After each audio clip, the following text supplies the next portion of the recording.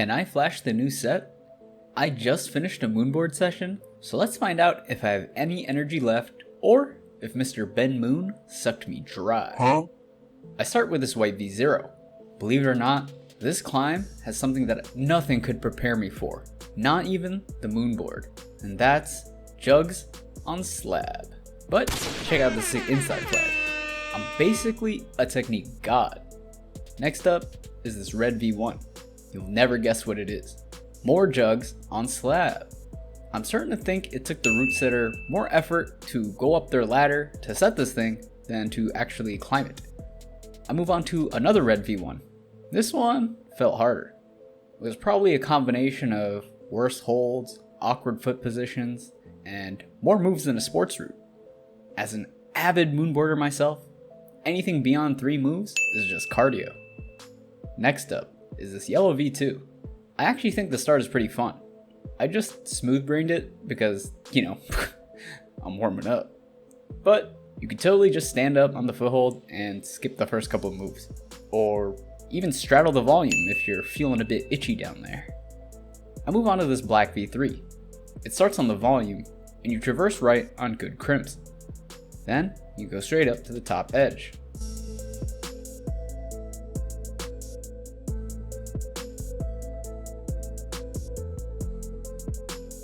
Oh my god, stop bro, I'm stuck! I really should have gone with my left hand here, but I thought it would be easy to swap hands. I like this crossover move. This whole beginning sequence would have been really cool if I did the crossover at the start. The holds aren't great here, so I like that they force you to support your weight with that left foot. Next up is this blue V3, which also starts on this volume. You traverse left on some jugs and then go straight up. You match on the last hold for the finish. The first couple moves are pretty chill. This move is quite big. This crossover felt kind of awkward. Maybe I should have bumped my left hand up the hold first. I jam my toes into the in-cut part of this hold. Then I rock over it to reach the next hold. This top section felt wacky. I guess you spent some time on a 40-degree board and you forget how to simply exist on slab. I move on to this pink V3. It's just a bunch of slopey rectangles, but they get increasingly more inbred as you go higher. The feet felt kind of high on this climb, which sucks because you want to stay below the slopers. So I just bustled through it so I could get out of there ASAP.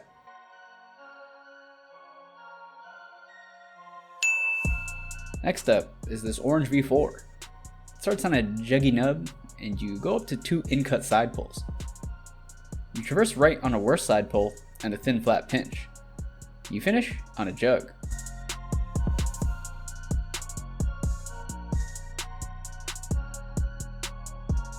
I'm pretty sure you're supposed to match your right hand with your foot, but I just back flag and throw for it. And luckily, the hold was good.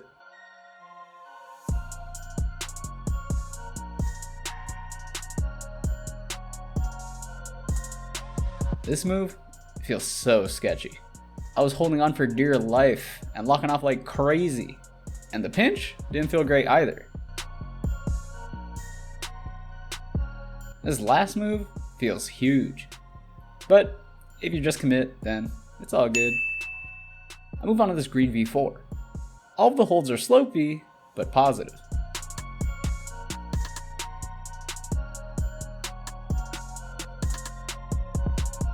Not sure why I swap hands instead of stepping up into the undercling, but then I step through and just pray the next hold is good.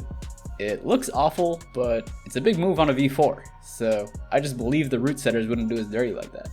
The rest of the climb is pretty chill, and overall, it felt super floaty. Next up is this orange V4. It starts on this volume. Then, there are a bunch of slopers and a dihedral.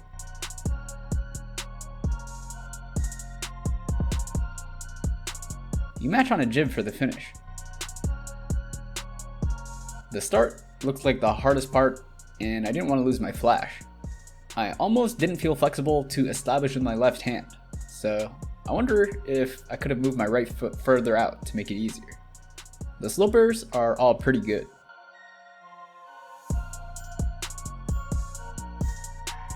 I thought this mantle into the back step was pretty cool, but I had to swap hands anyway, so that was pretty bad beta. I step up dynamically to the next hold, and luckily, it's good. But honestly, I should have gone slower and mantled into the corner if I really cared about my flash attempt, because that sloper could have been awful. I love dihedrals. It's like they wrap me up in a cozy little hug that my parents never gave me. Oh, and the moves you can set on them is pretty cool too, I guess. Move on to this yellow V5. It has a jump start to this volume. Then, there's a good hold and a couple of sideways jugs to help you finish on a thumb underclink. And unfortunately, my left foot slipped, and that puts an end to my flash run. It's awkward because the right foot feels really high. I try to skip the right foot and can almost reach it. I break the move down and plant my right foot first, and almost lash the volume with one hand. This time, I'm able to get it. I think you're supposed to jump to the next hold, but I just span it. The jugs are really good, so I can get my foot up high. Then, I just have to sit on it for the match. That first move was unique. It felt like a step-up dyno mixed up with a running start. Speaking of a step-up dyno, next up is this blue V6. It starts on a flat hold, and then you go to a triangular pinch. You go over to a couple jugs, and then you do a massive dyno to the top edge. This foothold is really good. You're basically just standing on flat ground.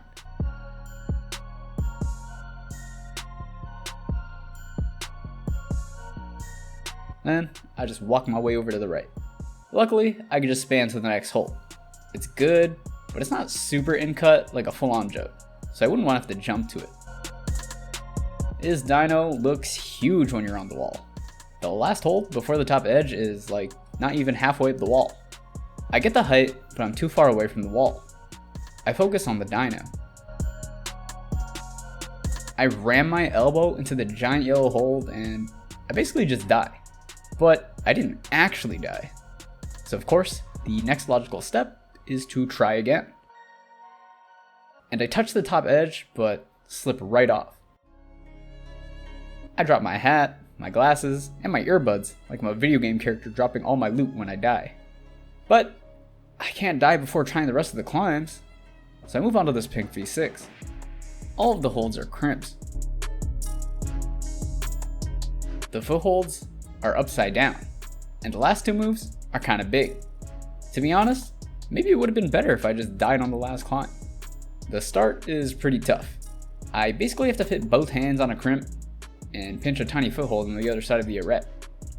I don't know what I expected, but this double Gaston sucks, and the right foot feels too high to be useful. I swap feet and get my left foot up so I can move my left hand to the next hold, but then I get stuck here.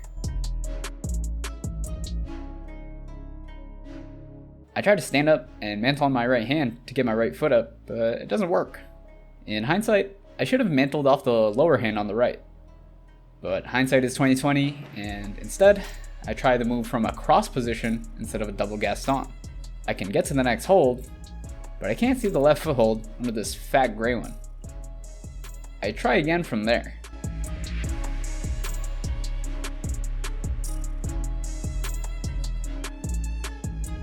Then, I realize I have to swap hands on the crimp. And after that, I'm like, nah, I'm good. So next up is this orange V6. It's all slopers and starts with a traverse in the cave. Then, you go straight up and finish on the top edge.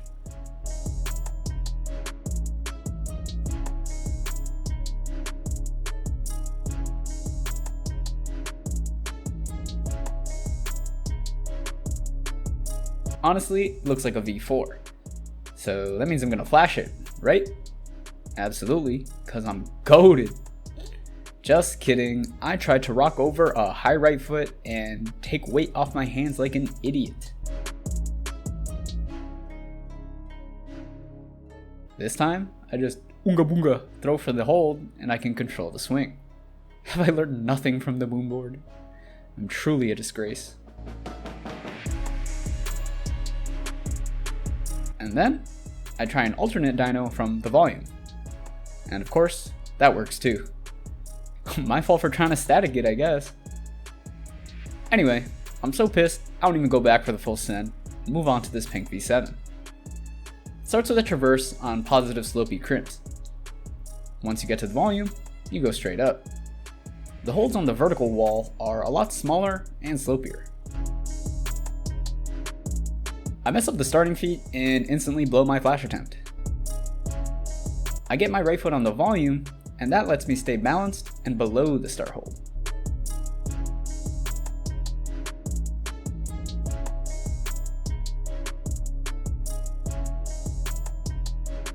I thought I could just reach the next hold from there, but I'm so short, so of course I gotta get high feet instead. This hold felt unusable, so I immediately bumped to the next one. It's better, but still not great. With my feet low, I can't reach the next hold. I get a high right foot and throw for it, but can't reach it. I focus on that move. I try a heel hook, but the hold is too small. This time, I hit the hold perfectly, but it felt awful. So I come up with some new beta. I bump my left hand and get a high right foot. Then, I just lock off super hard and reach for the top edge. It feels so much easier. I'm happy I figured out all the moves, but I'll save the send for next session. There are still more climbs to try. And next up is this gray V7. It starts on a good hold, and then the next two are decent. There are a couple of slopey holds, and then a big jug undercling. The last hold is really shallow and slopey. I don't know if it's intended to be a sit start, but that sounds a lot harder than just starting in a mantle. The backstep into the crossover into the unwind felt very flowy. This sloper is pretty bad, and the feet are kind of sketchy. I pinch the undercling and get my right foot up to the side of the hold and just squeeze my thighs like I'm trying to crush a watermelon.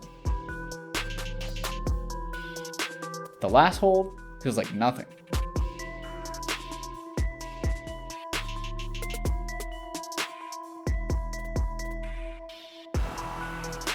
I try to toe hook the right hold, but it feels bad. I can't really figure out what to do, so I drop off. I use some other holds to focus on the last move.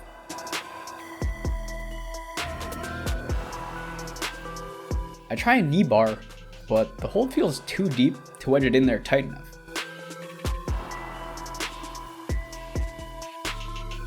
I try a toe hook and a heel toe cam on the right foot hold, but that doesn't feel good either.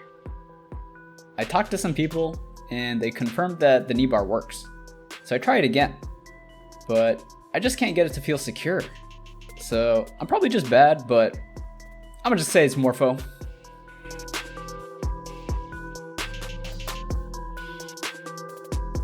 But the gym is about to close, so now we'll talk about my hangboarding. I'm able to hang on the 20mm edge for 5 sets of 10 seconds with 27.5 pounds. Next session, I'll add 2.5 pounds. Please like, comment, subscribe, and I'll see you in the next one. Bye!